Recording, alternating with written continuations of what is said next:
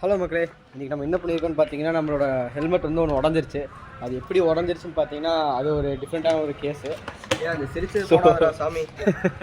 So இன்றைக்கி நம்ம அதுக்கு வந்து ரேச்செட் வாங்கிட்டு வந்திருக்கோம். ஸோ பில் காப்பி டோட்டலாக வந்து ஒரு 725 ரூபா வந்திருக்குது. அதோட ஒரு 4 செட் ஆஃப் ஸ்க்ரூ வந்திருக்குது. அது கூட இந்த ரேச்செட்லாம் வாங்கிட்டு வந்திருக்கோம்.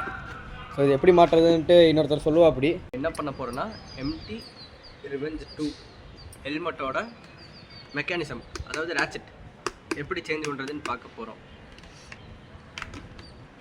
இந்த ஹெல்மெட்டுக்கு சேஃப்டி லாக் ஒன்று இருக்குது. அனுப்புனா தான் வைசர் ஓப்பன் ஆகும். வைசரை ஓப்பன் பண்ணிட்டு இந்த இதற்கு பார்த்தீங்களா, இந்த கரெக்டாக இல்லை இப்படி இழுத்திங்கன்னா வரும். இந்த இடத்துல கிளிப்பெல்லாம் இருக்கும், அதெல்லாம் கொஞ்சம் நம்ம உடச்சிட்டோம். கம் போட்டு ஒட்டினது எல்லாம். நான் கொஞ்சம் கம் போட்டு ஒட்டியிருந்தனால அந்த கம்மெல்லாம் கொஞ்சம் எடுத்துக்கணும். நான் ராச்செட் புது ராச்செட்டு எடுத்தாச்சு. அது பேக் சைட்லேயே லெஃப்ட்டு ரைட் ஹேண்ட் மென்ஷன் பண்ணியிருக்கோம். உங்களுக்கு தெரியுதான்னு தெரில. இந்த ஹூக்கு இப்படி உள்ளே போகிற மாதிரி வச்சு இப்படி வச்சிங்கன்னா பக்காவாக இதாக இருக்கும். புது ஸ்க்ரூ கொடுத்துருக்காங்கன்னு சொன்னதில்ல, புது ஸ்க்ரூ போட்டுடலாம். ஏன்னா அந்த ஸ்க்ரூ ஆல்ரெடி ரெஸ்ட் ஆகிடுச்சு. ஸ்க்ரூ நல்லா குவாலிட்டியாக இருக்குது. குடிச்சாரு இதெல்லாம் போட்டிங்கன்னா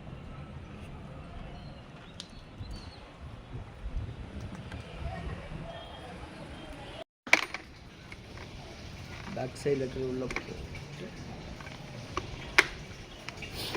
அவ்வளோதான்.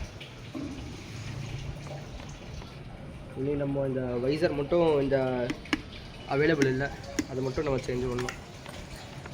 இப்போது இந்த ஓப்பன் ஆச்சு பார்த்தியா, அதுக்கு தான் ஸ்ப்ரிங்கு சர்ப்ரைஸ் பண்ண சொல்லுது. ஓகே கமான் குடிச்சாரு, சர்ப்ரைஸ் பண்ணுங்கள்.